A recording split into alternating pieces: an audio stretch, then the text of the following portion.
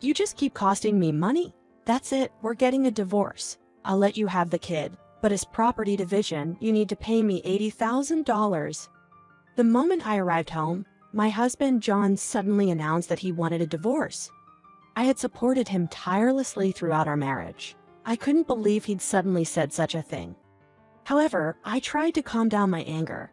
I replied to him in the calmest tone I could muster. I understand. John seemed surprised by my calm response, but it's too late for regrets now. From this point on, he'll have to pay the price for what he's done. My name is Sarah, and I'm 25 years old. I work at a hotel's front desk.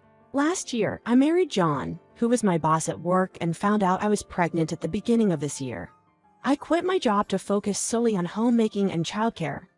Our newborn son cries almost every night and struggles with feeding. Though I was overwhelmed with my first experience of parenting, John was always there to support me. But suddenly, John started acting like a completely different person. Even though he used to help actively with household chores and child rearing, something seemed off with him lately. I don't need dinner tonight. I'll be late due to work commitments. Even though you're not in sales, it seems the head waiter position has a lot of engagements. It must be tough. Having a leadership position means that I have to communicate even if it's with a different department. I should get going now. When I used to work, there were seldom any weekend drinking parties. Moreover, as the head of the restaurant division, John only had monthly leadership meetings, which took place during work hours. The idea of John attending after-work drinking parties after our son was born seemed unimaginable. But recently, him coming home late has started to feel like the new normal. I tried to convince myself that the company's circumstances must have changed. However, one particular incident made me suspicious of John. I'm home. Is the bath ready? Welcome home. Yes, the bath is ready. When John returned, he was unusually cheerful. Despite apparently drinking, he didn't seem drunk at all. This made me uneasy. Usually you can't hold your liquor that well. But tonight you don't seem drunk at all? Oh, I didn't drink much today. His hasty reply to my casual question and the absence of any alcohol smell replaced by the scent of a woman's perfume. It was a shock for me. John would usually have a drink as soon as he got home, but that day was different. His immediate desire to take a bath made me feel something was off. You usually come home dead drunk, but tonight is different. Today, I didn't end up sitting next to the sales manager, so I didn't drink much. Stop nagging? You should just focus on things at home. When people lie, they often involuntarily express it through their behavior or speech. As for John, his lies are typically expressed as aggression. The moment I heard that, I was convinced he was hiding something. Later, when he said he was going out for drinks, he started returning home even later. Eventually, he began coming home the next morning. John is definitely hiding something. I became firmly convinced of this when John returned home in the morning without even sleeping and tried to head off to work. John, you forgot your phone. It was unusual for the typically organized John to forget his phone on the sofa. As I picked it up contemplating whether to bring it to him, John rushed back home in a panic. Seeing me with his phone, he snatched it with a look of disdain. What are you doing? Don't touch my phone without permission. You seem to have forgotten it, so I was just thinking if I should bring it to you. Shut up. Don't tell me you looked through it. As John quickly put his phone in his chest pocket, he glared at me with contempt. From his gaze, I could tell he was hiding something. It was clear that he had something on his phone he didn't want me to see, confirming he was hiding something. I suspected it might be about another woman. I refrained from confronting him right then, fearing he might erase any evidence. Why would I look? I wouldn't do such a thing. Don't act so high and mighty. Do you even realize how much I've done for you? Think about your position before you speak. To assert dominance, John slammed his back onto the desk. The loud noise in his shouting was clearly meant to intimidate and control me. If it were just the two of us, I might argue back and leave the house. But with our son present, things were different. There's a possibility that John might become physically violent out of frustration. For now, I had no choice but enduring. All I could think about was gathering evidence calmly. Trying to contain my anger, I clenched my fists so hard they hurt. Suddenly, our son began to cry from the other room as if my emotions connected to him. He probably woke up and felt uneasy without me around. Seriously? He's so loud. Go put him back to sleep. At John's shouting, my body jolted in fear. In his current state, he might even resort to violence. I never imagined our marriage would come to this. But when I looked back, there were several signs that things were off. When we first got married, John insisted on cleaning after every toilet use and was particular about dishes never piling up in the sink. He emphasized doing dishes right after cooking. I was always the one cleaning up after him. I remember that we nearly had a big argument when he said shoes should be cleaned regularly. My household chores increased compared to when I was living with my parents. In addition, with our son, John's support became less and less. Sometimes I questioned the meaning behind our marriage. My mental state was at its limit, feeling as though I was being treated as a mere housemaid. During these trying times, a turning point arrived. Hey, what's this? It was an event a month after I started investigating John's secret. When our son finally fell asleep and I was taking a moment to relax, John suddenly confronted me with a picture. The picture showed me having a tea party, looking cheerful with my former colleagues. So while I'm working hard, you're out having fun. Where did you get the money for this? I just needed a break after finishing all the housework. What's the problem? Where'd you get the money? Don't waste the money I earn. John seemed to mistakenly believe I had misused our living expenses. Without listening to my side of the story, he angrily accused me. His loud voice woke up our son, who began crying loudly. A tense atmosphere quickly filled the house. Shut up. Stop crying. Even though our son was crying in the bedroom, John looked like he was about to barge in and shout at him. I instinctively stood in front of the door, spreading my arms wide and glaring at John. I was ready to block his path. What the hell are you doing? Move out of the way. No, I won't move. Do you even realize what you're about to do? Yelling at a newborn baby? That's not normal. These past few days made me realize our relationship had no happy future. I suddenly felt the urge to leave the house immediately. I was well prepared to do so. Now, the only thing left was to gather enough money to support my son and me.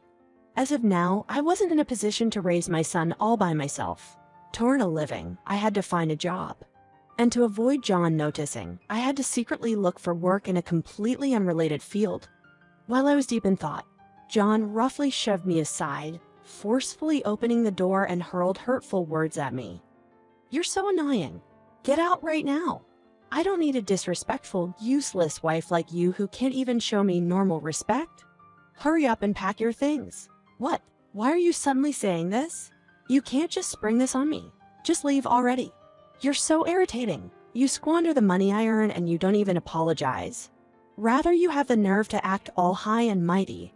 Take the kid and get out of my sight. John loudly berated me, throwing my belongings outside the front door. He forcefully handed me our crying son and shut the door. He locked it and even put it on the chain. I was now locked out without a way back in. Now I'm with my infant son and I found myself homeless. In the quiet late-night alley, only the sad cries of my son echoed. I'm so sorry. I'm a failure as a mother for putting you through this. To avoid causing any disturbances and potential reports from neighbors, I went into a park. Holding my little son close, I tried to comfort him. I'm here with you. It's going to be okay. I held him close to keep him warm, reassuring him. As dawn approached, I planned to seek help from City Hall or some other institution. But then, it started to rain. Without even an umbrella, I could only hug my son tight to protect him from the rain. As I felt tears mingling with the raindrops on my face, I deeply regretted not leaving John before our son was born. It was past 3 in the morning when an elderly, well-dressed man kindly offered me his umbrella, protecting my son and me from the rain. What happened that you're out here with a baby at this hour? He must live in a grand apartment near the park. The constant cries of my son probably alarmed him, prompting him to check on us. Although it might be strange to trust a stranger in a park late at night, I felt an odd sense of familiarity from the old man. His kindness warmed my heart. I shared the evening's painful events, and without uttering a word, he gently dried my hair with a towel. Come stay at my house for now. I have female staff members who can take care of you. It would be tough for the baby to spend a night out here in the cold. His compassionate words and gentle voice brought tears to my eyes again. Taking up his kind offer, I walked into his home with my crying son. What followed was a shocking revelation that I could never have anticipated. Leave everything to me now and get some rest. After receiving kind words from the elderly man, I decided to get some sleep. The live-in staff were incredibly caring and kind, ensuring my son was well looked after without showing any hint of annoyance at our unexpected arrival. Thanks to their help, I was able to get a good night's sleep. When I woke up, it was already past noon. One of the female staff members informed me that my phone had been ringing multiple times. She hadn't wanted to disturb my much-needed rest, so she chose not to wake me up. While I was grateful for her kindness, I checked my phone and saw numerous missed calls from John as I expected. No doubt he was selfishly demanding that I come home and prepare his breakfast. At this point, I couldn't see him as anything but the epitome of a terrible husband. I regretted ever falling for someone like him. I didn't want to return, but ignoring him and risking police involvement could complicate things. I decided to go home with my son and confront John. Little did I know, a fierce battle between John and me was about to commence. "Where the hell were you? Leaving the house a mess and not even making breakfast? Where do you think you were after our silly argument last night?" Suppressing the urge to retort sarcastically, I stayed silent and endured his rant. "I couldn't get in because the door chain was locked. Your breakfast is none of my business. If you can't even make your own breakfast, you shouldn't have chased me out in the first place. Aren't you smarter than me?" John always belittled me. If he were truly smart, he wouldn't have put us in this predicament. I hoped he'd realize that he brought this upon himself. His anger peaked as he slammed a piece of paper onto the living room table. "I've had enough. I can't deal with you anymore." On the table lay a filled-out and stamped divorce form, likely prepared by John in his rage. He probably expected me to apologize, but I had no intention of playing into his hands. Without hesitation, I signed and stamped the divorce form. "Understood. Playing tough. You're jobless and have no one to turn to. What are you planning to do?" Despite his provocations, I could sense his unease. His mouth revealed his panic and cold sweat dampened his forehead. What a foolish man, I thought. Ignoring him, I decided to quickly pack the rest of my belongings. Can't find any words to say? Well, it doesn't matter. I'll be free from this. I continued packing, ignoring John's words. Then, he dropped a bombshell with a seemingly casual tone. "You just keep costing me money. That's it, we're getting a divorce. I'll let you have the kid, but as property division, you need to pay me $80,000. His audacious demand was likely prompted by my calm demeanor. He wanted to manipulate my emotions with money. The ploy was obviously laughable. He hoped to drag me into a quarrel, make me feel inferior, and assert his dominance. But I saw through his shallow tactics and responded confidently, "Of course, that's fine." John was taken aback, struggling to find words after my unexpected reply. John, sounding flustered, exclaimed, "Do you even realize what you're saying? $80,000. There's no way you can come up with that amount of money. Don't just brush it off." Sarah calmly responded, "Are you done? I'll transfer the $80,000 by the end of the month. Please handle the rest of the procedures. Goodbye." Subsequently, our divorce went through without a hitch. As promised, I transferred the $80,000 to John's account. I was well aware of his infidelity and had gathered ample evidence against him. However, I didn't bother asking for any compensation. I had no intention of seeking revenge financially.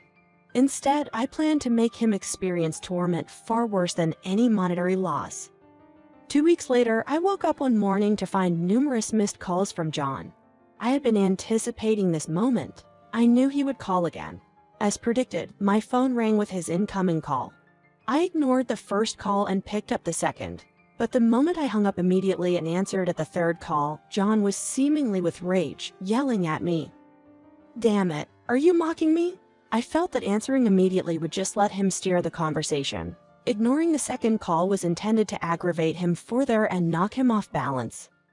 His frustration was palpable. If he managed to keep his composure, my plan would fall apart. Hence, hanging up quickly during the second call was a deliberate move to irritate him further. By the third call, I knew he'd be at his breaking point. "Sarah," holding back a smile, "you're so dramatic. I can adjust the volume on my phone, so there's no need to shout. What do you want now? I'm quite busy." I said this while leisurely sipping tea and reading a magazine. In reality, I enjoyed a relaxing day taking care of my son. But I maintained a facade of business for John's sake. You set me up.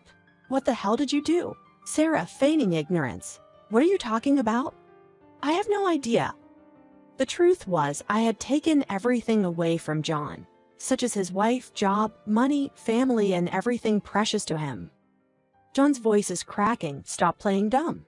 No one else could have done this. Give everything back. Stop lying. From the other side of the phone, I could almost see him, broke in and crying, screaming in despair.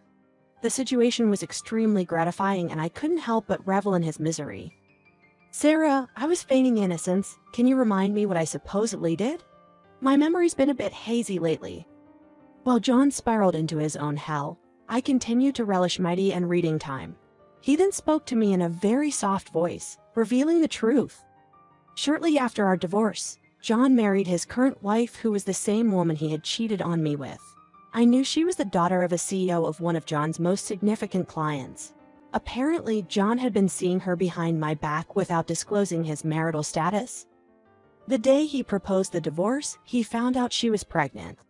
Given her position as the daughter of an influential business partner, he felt compelled to divorce me promptly and marry her. Pushed into a corner, John thought he had ensured my downfall by proceeding with our divorce as planned. But little did he know that this was just the beginning of his nightmare. Today, John's wife abruptly announced their divorce and ousted him from their home. The reason being that she discovered the truth about his previous marriage to me. Furthermore, learning about the existence of our child enraged her. She threatened divorce and demanded compensation. John panicked, retaliated, and verbally assaulted her. A huge commotion ensued, with even his in-laws intervening. His mental and physical torment of his wife led to her reporting him to his company, resulting in his dismissal. His boss frankly stated, "Our clients are more important than you." In a single day, John lost both his wife and his job. Moreover, the financial damages from this ordeal meant he had to use up the entire $80,000 I had transferred to him, plus more from his personal savings, to settle compensation claims with his company and his wife. John shouted, "How does she know about our marriage? You must be behind this. You've taken everything from me." John seemed to be lashing out in desperation. I stopped reading my magazine and decided to face him head-on. Seeing that he still showed no signs of remorse, I felt a strong revulsion towards him. I initially intended to quickly end the conversation, but I could no longer tolerate John's inability to comprehend the magnitude of his actions. Sarah retorted, "You blame me for taking everything from you? You're the one who brought this upon yourself. From your affair while we were married, to your mistreatment of your wife, to being abandoned by your company, all are the results of your selfish actions." John angrily responded, "Shut up. You're at the bottom, struggling every day. While I worked hard, despite all your efforts, you're probably struggling to support our child. This is karma for leaving me." John must have misunderstood that I was struggling, working multiple jobs. Holding up the magazine I was reading, I sarcastically replied, "I was just engrossed in this beauty magazine. Now I'm thinking of enjoying my second cup of tea and maybe some knitting." John was nearly screaming, "What? Stop mocking me. Enough is enough." I could almost visualize his face turning red with rage over the phone. As I imagined this, I couldn't help but burst into laughter, further infuriating him. Sarah, maintaining her composure, replied, "Do whatever you want. But I've told my staff not to let any outsiders in." John, confused, asked, "Staff?" Sarah clarified, "Yes. I'm currently living in an apartment with my father and son." Switching the call to video mode, I decided to drop the bombshell. John was in utter shock, exclaimed, "Why is the chairman there?" On screen was the elderly man who had saved me, also the chairman of John's former company, and unbeknownst to him, my father. The truth finally dawned on John, unraveling the grand twist of fate. Father greeted, "Bah, John, it's not our first meeting, is it? Let me introduce myself again. I'm Sarah's father." John, visibly shaken, stammered, "Sarah's father? But, Mr. Chairman, I don't understand." Sarah had previously told John that she was fatherless, so he was understandably taken aback. I could easily imagine the panic in his eyes. Father explained, "Actually, Sarah's mother and I separated when she was pregnant with her. It seems they were an unlikely couple.